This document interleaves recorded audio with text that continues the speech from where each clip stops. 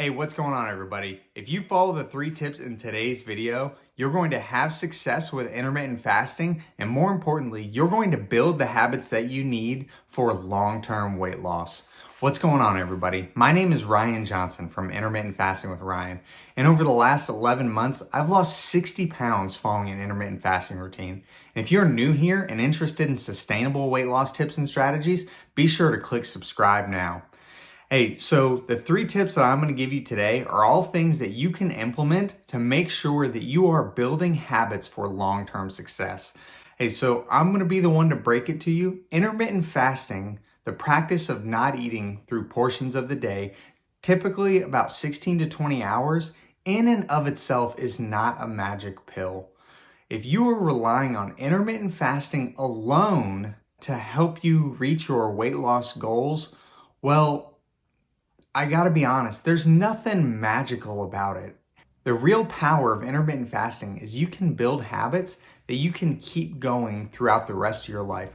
One of the reasons that many diets have failed, and the reason that I have lost weight in the past only to put it back on, is because you eat a certain way while you're on a diet, but once you reach your goal weight or you've lost a little bit of weight, you go back to your old patterns of eating. And it's those old patterns of eating that had you put on the weight in the first place. So by reverting back to those, you're just gonna put the weight back on. But the power of intermittent fasting is it's something that you can do long term. And when you take that long-term approach of building habits, that's when you're going to not only see the weight loss, but you're going to keep it off if you stay committed.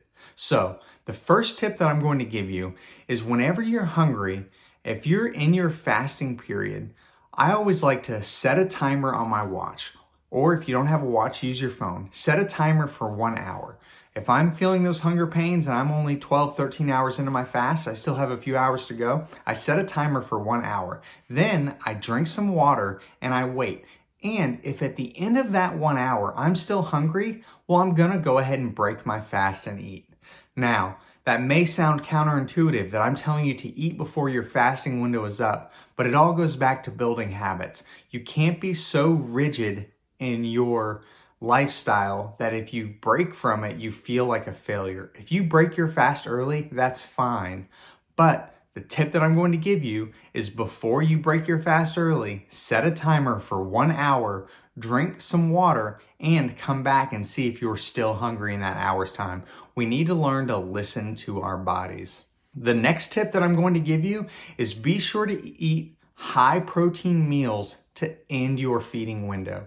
By eating these high protein meals at the end of your feeding windows, you're not going to have those spikes in insulin and blood sugar when you wake up the next day that are going to cause you to be more hungry.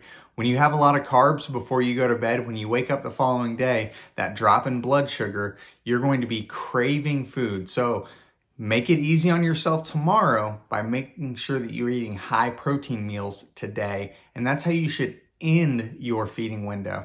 Now, you're fine to have carbohydrates throughout your feeding window. I don't recommend you cut out any types of foods, but you do want to make sure that you're eating protein at the end of your feeding window, and that's just going to help you make it through your fast until the next day. And the final tip that I'm going to give you is you have to take a long-term approach. So if you have been intermittent fasting for any period of time and you are not losing weight, what I want you to do is take a step back in your mind and look at how far you've come. Even if you haven't lost a single pound, the reality is if you were to look back over the last few years, odds are you have been gaining weight, which is why you've embarked on this intermittent fasting journey to begin with. So even by staying the same weight, you are starting to make progress. Now, intermittent fasting is not a magic pill. You're not going to lose a lot of weight really quickly, and you shouldn't try to, because the goal isn't to lose weight fast, it's to lose weight forever. So when the scale is not moving, you need to take a step back and realize that even not gaining weight in and of itself is a victory. And by taking that long-term approach and realizing that maybe over the last few weeks you haven't lost anything, if you look back to where you started, you either have lost some, or if you're still new in the process, you just have to give it some time. But by taking that long-term approach, you're not going to get mentally drained by trying to see the results fast.